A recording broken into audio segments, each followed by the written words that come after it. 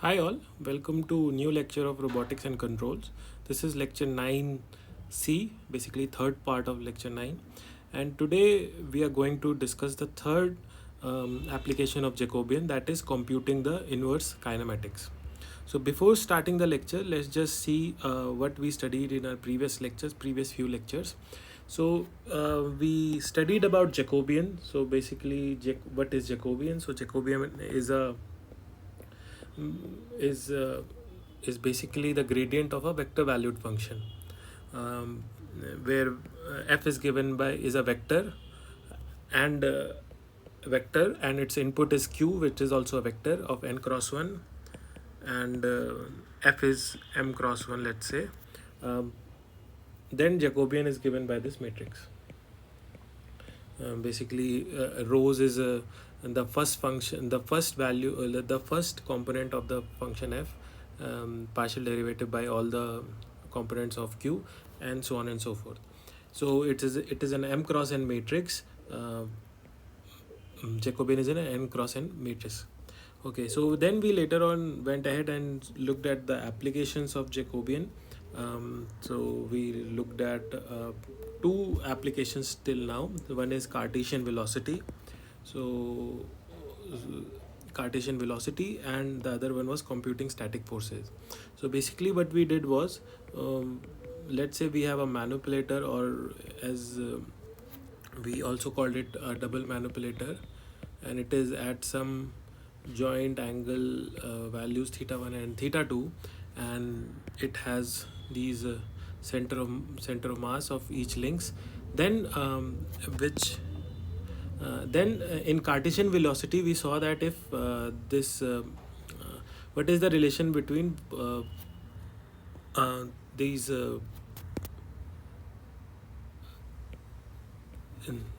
let's say these are g1 and g2. So what is the relation between the velocities of g1 and g2 with respect to theta velocity, joint angle velocity of theta 1 dot and theta 2 dot? So basically, d g1 naught by dt uh, equals to uh, j times j of g1 times q dot, where q dot is theta 1 dot and theta 2 dot. All right. We also looked at if we have to statistically make it stable statistically, what torque will be required at each joint to balance out these forces m1g and m2g, um, which was given by tau is equal to j transpose f. So we saw the applications of Jacobian in calculating Cartesian velocity if joint velocities are given, and in calculating joint torques if the forces are given. Like if some forces are applied, what will be the joint torques to keep the system in static equilibrium. Now today we'll look at the third application of Jacobian, and it is the computing inverse kinematics. So till now we have used fsolve to compute inverse kinematics in Python. We'll see how Jacobians can be used to compute the inverse kinematics. Let's see. Let's go ahead. So we have seen so far. We have used fsolve to compute inverse kinematics.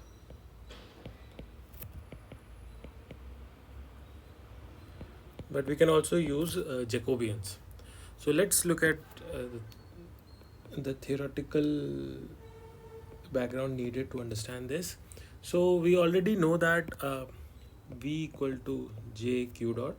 This is the same Cartesian relation, Cartesian velocity relation that we saw in previous few classes and also in the recall section. So this is fairly, so this we know. So this is from application 1 Cartesian velocity.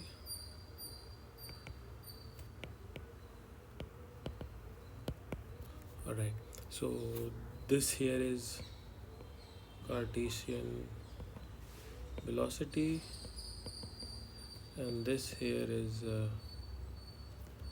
joint velocities.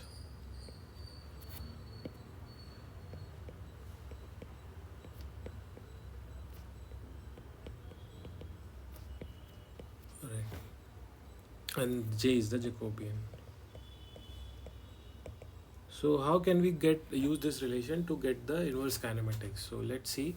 So so we can also write this equation as v equal to dr by dt. So basically, whatever position vector r that the point has, which is in consideration, its derivative, its position vector's derivative with respect to time is basically what velocity is.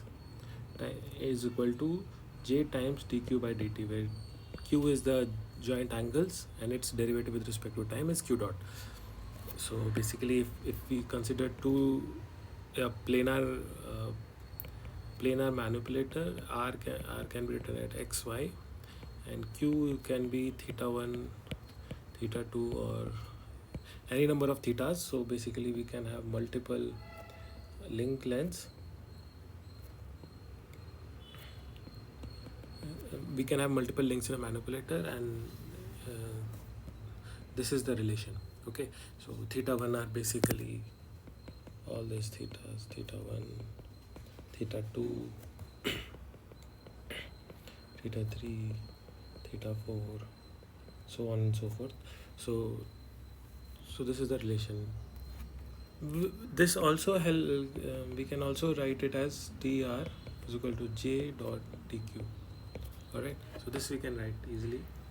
um, Now, assuming that j is invertible, we can write j inverse is dr equals tq, given that j is invertible. Right, so if j is full rank matrix, then this can be written j inverse dr is equal to dq.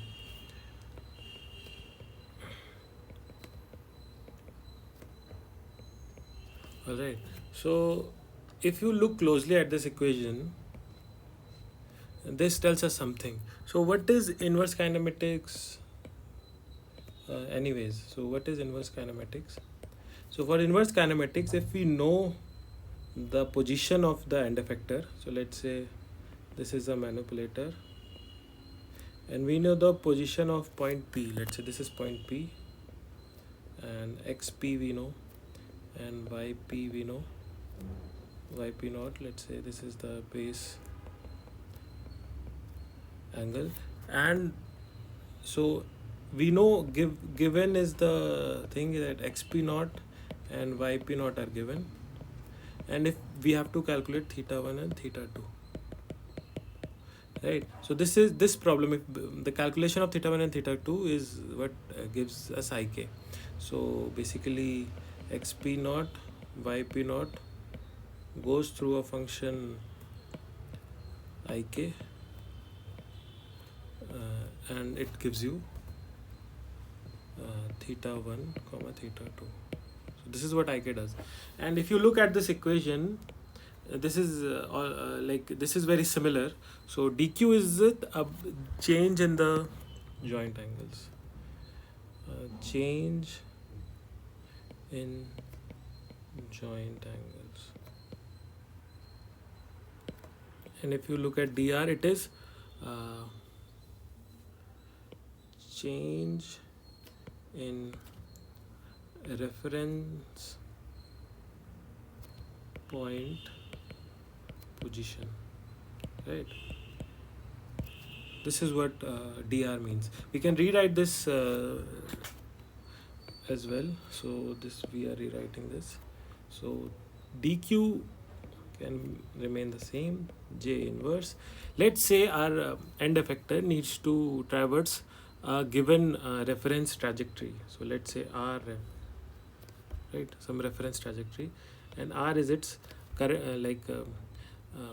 r is its current position. So r ref is basically the point where it wants to go. The manipulator or the controller wants the robot to go.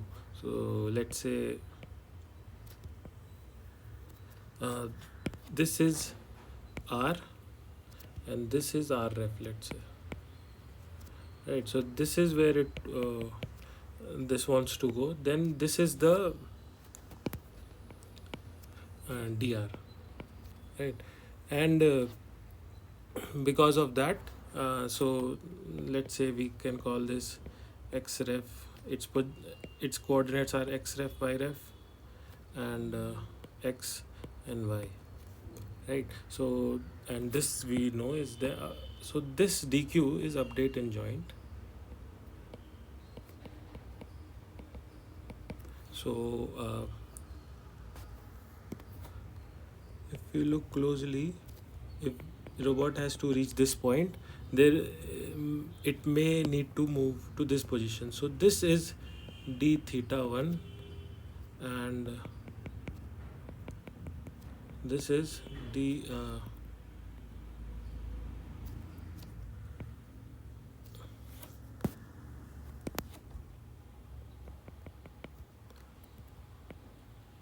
so this green line is parallel to o naught, o1, o2, let's say. This is, let's say this is q. So, and this is r, let's say. So this is q prime. So